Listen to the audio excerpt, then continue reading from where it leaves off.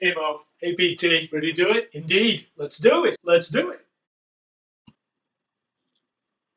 Welcome to the epic, the sardonic, the titillating Best Fit Square!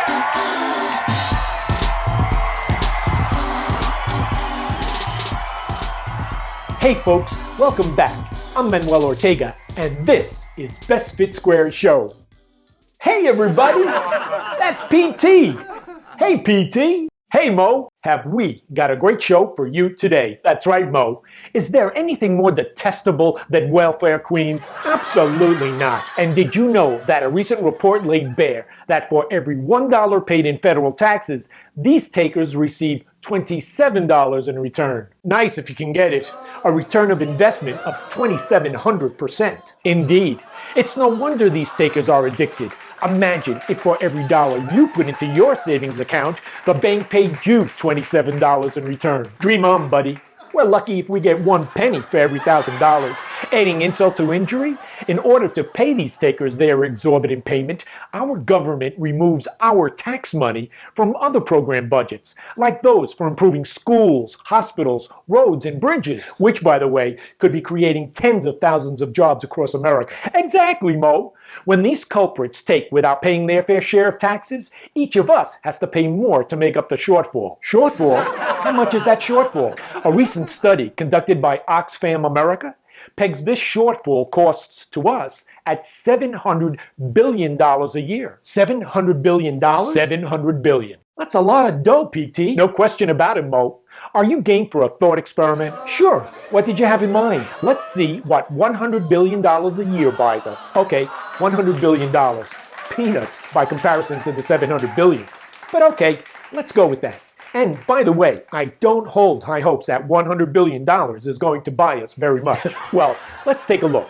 How much do you think full-day pre-kindergarten for all 4-year-olds in America would cost? According to the National Institute for Early Education Research, there were approximately 4.1 million 4-year-olds in the U.S. as of July 2011. Okay, but what's the likelihood of all 4-year-olds participating? The Institute estimates about 75%. All right, so that makes for a total of about 3 million, plus or minus a few. Now, what does the Institute consider a reasonable cost to provide pre-K for each child? After examining costs for all pre-K and K-12 student programs and what states and our federal government contribute to these programs, the Institute estimates costs at $24 per day per child, about the cost of 2 pepperoni pizzas, a fraction of our $100 billion. That leaves us with $85 billion. What are we going to do with the leftover? Leftovers indeed.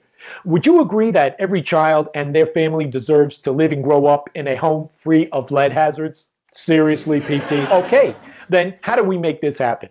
President Obama created a task force on environmental health risks and safety risks to children.